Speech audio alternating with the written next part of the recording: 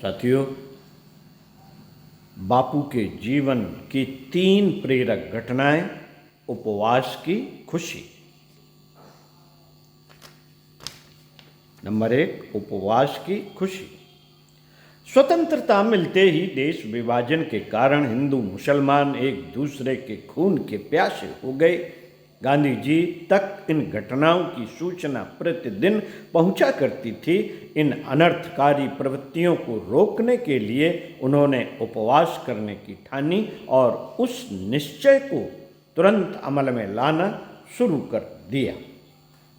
उपवास आरंभ करने के बाद गांधी जी अक्सर प्रसन्न दिखाई दिया करते। एक बार कार्यकर्ताओं ने उनसे पूछ ही लिया, बापू आप उपवास के बाद एकदम प्रसन्न क्यों रहने लगे, जबकि कई लोग तो उपवास आरंभ करते ही अपने चेहरे पर मुर्दानी लपेट लिया करते हैं।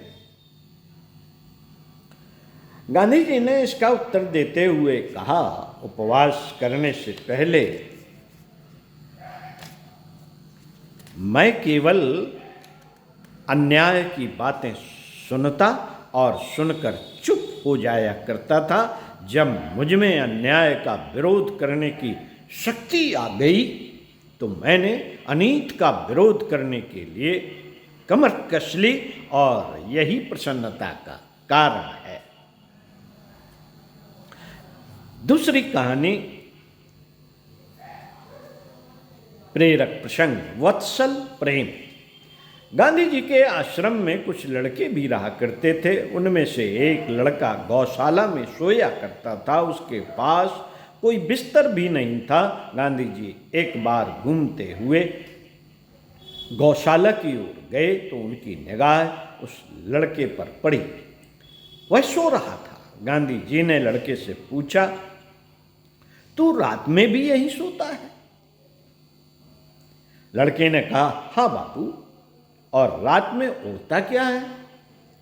लड़के ने अपनी फटी चादर दिखा दी। गांधी जी ने फिर कहा, इसमें तुझे जाड़ा नहीं लगता क्या? लगता तो है बापू, लड़के का उत्तर था। यह सुनकर गांधी जी तत्काल अपनी झोपड़ी में लौट आए। बाकी 2 पुरानी साड़ियां ली, पुराने अखबार तथा थोड़ी सी रुई मंगवाई। भाभी उनके पास आ बैठी और वे भी गांधी जी का सहयोग करने लगी। बाकी सहायता से उन्होंने थोड़ी ही देर में खोल सी डाला। अखबार के मोटे कागज तथा रुई भरकर दोनों ने मिलकर कुछ ही घंटों में गुदड़ी तैयार कर ली और खुद ही उस लड़के को जाकर दे आए। दूसरे दिन सुबह फिर गांधी जी गौशाला गए। लड़के से पूछा, रात कैसी नींद आई? बहुत मीठी नींद आई बापू, रात तो। लड़के ने कहा। जब लड़के ने कहा कि बहुत मीठी नींद आई बापू, तब कहीं जाकर बापू को संतोष हुआ। साथियों, तीसरा एक प्रेरक प्रश्न सुनते हैं, ईश्वर के ही दर्शन। घटना सन 1923 की है। उस वर्ष खूब पानी गिरा और साबरमती में बाढ़ आ गई। नदी तट पर ही गांधी जी का आश्रम था, सो पानी बड़ी तेजी से आश्रम की ओर बढ़ने लगा। अहमदाबाद से सरदार पटेल ने सूचना भिजवाई कि सभी लोग आश्रम छोड़कर शहर में आ जाएं, सवारियां भेजी जा रही हैं। बापू न जाने क्यों विचार में पड़ गए। घंटा बजाकर आश्रम वासियों को एक स्थान पर एकत्रित होने की सूचना दी गई। पानी आश्रम की सीढ़ियों पर चढ़ने लग